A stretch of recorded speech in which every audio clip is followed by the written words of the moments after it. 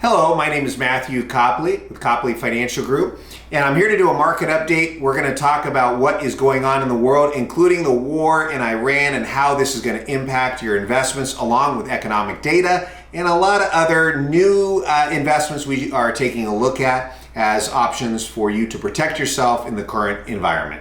First, let's talk about what was going on going into the war in Iraq. We actually had pretty strong economic data. We saw earnings reports from corporations all through the United States, and of the S&P 500 companies that reported earnings, more than 70% reported positive reports where they outperformed expectations. The jobs data actually looks a lot better than a lot of the headlines. I know there's a lot of media out there saying, oh, the jobs numbers are weak and we got weak jobs reports. But if you dive into the details, a lot of that stems from the illegal immigrants leaving the United States, a lot of those voluntarily. If you look at U.S. citizen job numbers, they actually look pretty good. In fact, the manufacturing data looks excellent. This is the first time, January of 2026, first time in more than a year, we saw some real positive growth in the manufacturing sector. So going into this Iran war, a lot of the economic data was actually very positive, including strong earnings from corporations. Another thing that we have to really be concerned about when it comes to economic data is the Supreme Court ruling on tariffs. This is something that kind of got pushed aside with the Iran war. No one's really talking about this anymore. This is a big deal. And they acted like it wasn't a big deal. Trump acted like it wasn't a big deal. A lot of the media, they kind of discounted it. The ruling on the Trump tariffs is a massive deal. In fact, when you look at all of these tariffs that Trump put in place that are not legal, and I'm not going to go through the merits of it or not, I think that the tariffs probably were not appropriate. They were not constitutional. And so the ruling was probably accurate, but this creates massive problems. You now have potentially all of this money that has to be paid back. In fact, there's over 2,000 lawsuits that have been filed against the government because of these tariff rulings. So what happens is hundreds of billions of dollars was collected under these tariffs, which has helped the economy. It's helped the government not run as big of a deficit. There's a lot of positives on this. Well, unfortunately, if all this money has to get paid back, where's it going to come from? Well, they're just going to print it out of thin air. This is extremely inflationary. When we're talking about the fact that you cannot charge these high tariffs, it removes a huge negotiating power from Trump to be able to negotiate tariffs going forward. Plus, all of the negotiations that already took place. There was multiple agreements around the world that have already been put in place, and now this ruling puts in doubt all of those agreements. It really causes a lot of problems when it comes to the economy and potentially inflation. Now, we're positioned very well for this because inflation means you should be buying gold and buying energy and real estate and all the things that are inflation protection, which we are heavy in with all of our clients' accounts. So we're doing what needs to happen when it comes to this issue. But this is something that's a lot bigger deal than, this Iran headlines are taking over. But you got to understand this tariff ruling is a major economic ruling, can have big impacts on our finances, on our economy. And so it's something we definitely want to circle back on and pay a little bit more attention to. Now, one other factor that I'm really concerned about is the private credit market blow up. This is a lot of private credit funds are gating distributions. They're trapping people's money. We've heard names like Blue Owl and names like MFS and BlackRock. $26 billion in a BlackRock fund and people can't get their money out. This is a major issue. And so private credit is different than private equity. Our clients do not have much exposure to private credit, although maybe a little bit through some of the annuity holdings, but I think it's going to be pretty limited because those annuities are insured. So the real concern is a lot of the private credit markets that are out there, different than private equity. Private equity is where you own things like you own real estate, you own apartment buildings, you own oil and gas wells. Private credit is debt. And what happened is companies that wanted to take on loans that were not really credit worthy, what they would do is go to banks, and the banks would turn them down and say, sorry, you're not credit worthy, we're not going to give you a loan. Well, companies like Blue Owl and MFS, they would say, oh, we'll give you the loan. And then they would go to the banks and get the loans from the banks because they had good credit. So essentially what was happening is it was a roundabout way for companies with bad credit to borrow from the big banks. And so a lot of these banks are exposed. They loan money to the private credit funds, and then those private credit funds loan the money to risky borrowers. So this is not a good thing. This private credit blow up is a potential issue. We're following it very closely. If there's any exposure that our clients have, we're going to let you know. I think we're pretty insulated from it. But the problem with private credit is this can be a contagion. It can grow. So you have a few of these companies blow up, and then all of a sudden, well, what else is out there? What other bad loans are out there? And so this is yet to be seen. I know the Iran war is taking all the headlines, but the private credit market blow-ups are a real potential issue and can have a real impact on the banks. And so this is something we are paying attention to very closely and watching, and I encourage you to do the same. Now, the Iran war is obviously the big deal that everyone's talking about. That's what's getting all the headlines. And so let's talk about how this can have an impact on your investments and the economy and what's going on. Well, the secret to understanding what's going to happen with Iran is asking the question, how long is it going to last? And this, I do not have a crystal ball. I can tell you from past history, looking back at wars, if you look at what happened during the Gulf War with the Persian Gulf War with Iraq, we're only going to be there for a few weeks and then a couple months, and no more. Donald Rumsfeld said no more than 5 months at the max. Well, we were there obviously years and years and years and years.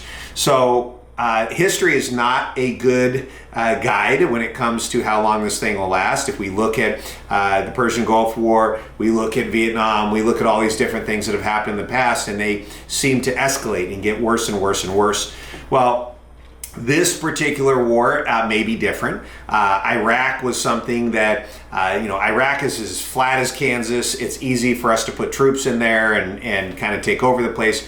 Iran is a completely different situation. Iran is mountainous. It's going to be much more difficult to really put troops on the ground there. I don't think that the current administration is interested in putting any American troops there. I think the objective was just to try to go in and destroy things, try to prevent Iran from having a military seeking nuclear ambitions or ballistic missiles and other stuff.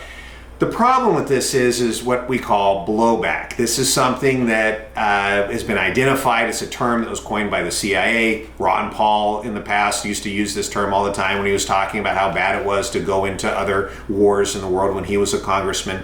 And the problem with blowback is you don't know what the unintended consequences are of your actions. And so when you go in and just kill the leader of another country, it creates a martyr. And this is a problem. You had this leader of Iran, and there was all these protests, all these people were against him. He executed 5,000 protesters, and so a lot of people internally within Iran were really against this guy. And unfortunately, when you come in and you take him out, it kind of rallies everyone around, and now all of a sudden, maybe this guy that didn't have as strong of a leadership position, now his son, who looks like is who's going to come in and take over, is now going to have a much stronger position because everyone's going to be rallying around him because of the martyr situation. So this is a real concern that I have with Iran. You don't know what the consequences are going to be. You don't know, are they going to look for revenge? What happens if they decide to conduct some revenge operation against Americans? This is a real concern. You don't know what's going to happen. That's why I generally try to say, let's stay out of the world, stay out of these fairs. Now, don't get me wrong. I got no love for the Ayatollah. This is a guy that gouged out women's eyes for wearing makeup. So I'm not a fan. This is a guy that needed to be taken out. But it should have been something, I think, done more internally within Iran by having the U.S. come in and take these actions. In Israel,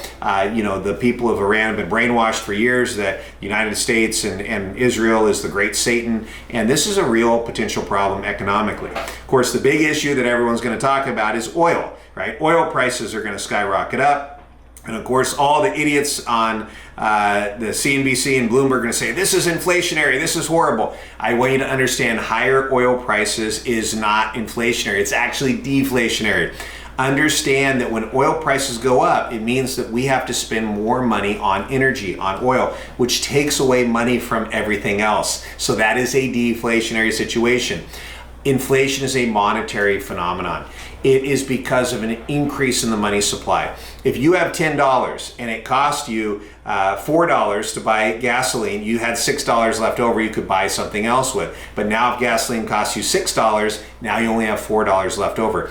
It's still the same $10. The only way that inflation goes up is if the government gives us $12 with some stimulus or inflation or money printing that they do. And so understand that when you look at war is inflationary. Why? Because the government is spending a lot of money. So this will create the inflation. It's not the oil prices, they are a result. Very important to understand the difference between the two.